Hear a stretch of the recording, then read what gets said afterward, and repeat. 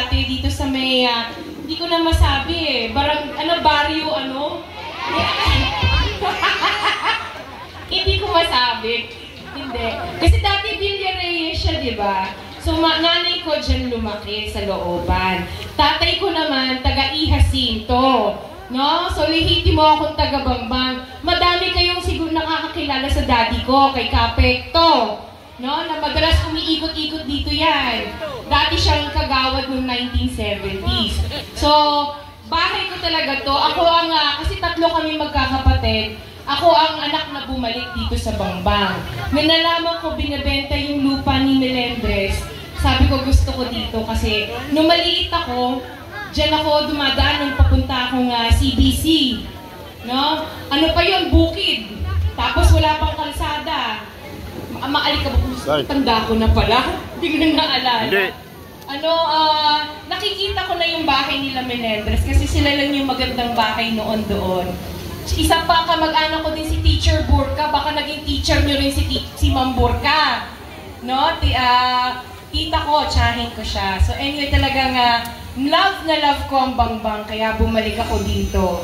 Sa totoo lang, pwede naman ako tumira nga sa subdivision di ba? Taga Greenwoods ako dati kasi doon yung asawa ko. Pero, pilit kong bumalik dito sa Bangbang. Yan. Anyway, okay na tayo? Sino naka-attend na medical missions namin dito?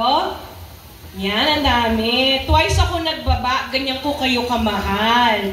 Pasensya na pala, hindi ako naka-attend ng house to house kanina. No, nandun ako sa kabilang distrito. Pero balita ko, ang sarap daw magmahal ng mga taga-barangay Bangbang. Wow! Yan. So yung pag-attend na medical mission namin, may binayaran po ba? Free, no? Na may kasamang libreng haircut, mani-pedi, tsaka masahe, complete package, pati yung mga fur babies natin, meron injection. Complete package, pahapyaw lang yon kung anong kayang gawin ng Team Kayades. Pero syempre, long term, ang pangarap ng Team Kayades, isang dekalidad na ospital na ginawa natin 11-story. Bakit kaya 11-story? Kasi may ginawa na rin kaming ospital na 11-story. Di ba ang sabi nakalagay doon, 2 years daw maitatayo daw yung ospital na yan? Kayang-kayang itayo yan in 2 years kasi may nagawa na kami. Kasi, Kayades! No? Anong mangyayari doon sa dekalidad nating ospital? Kasi gusto malaman yung chismis. Isa akong marites, no? Totoo po ba? Pag kayo napunta ng ER, sa PCGH or sa Child's Hope, ang sasalubong sa inyo, monoblock na may nakaswero. Totoo po ba yon? Ha? Totoo nangyayari? Ano po? Nay. Isang buhok po doon. Ang tangan-tangan sila na isip. Di ba? Nagkwento pa si nanay. Nay, nay, naka-vlog. No bashing! Di ba? Yung katotohanan. Ito yung mga tunay na issues na nangyayari. So nakakalungkot na may mabalitaan tayong ganyan. Kaya gusto natin magpatayuan ng isang 11-story ospital para ma-accommodate lahat.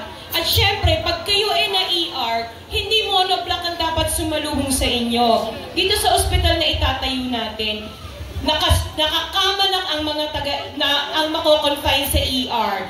At may doktor ka agad na aasikaso sa inyo, no? Hindi yung maghihintay pa kayo. Balita ko rin, no? Kailangan palagi kayo mag-fill up ng mga forms, tapos ang hirap hanapin yung records. No? Totoo ba?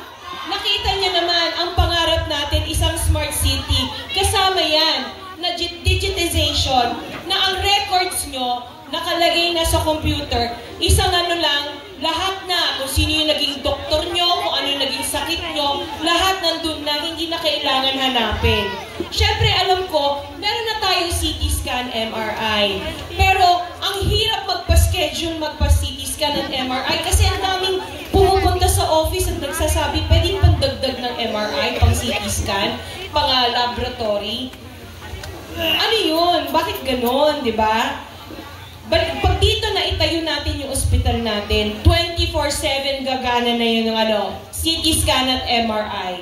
At higit sa lahat, yung mga gamot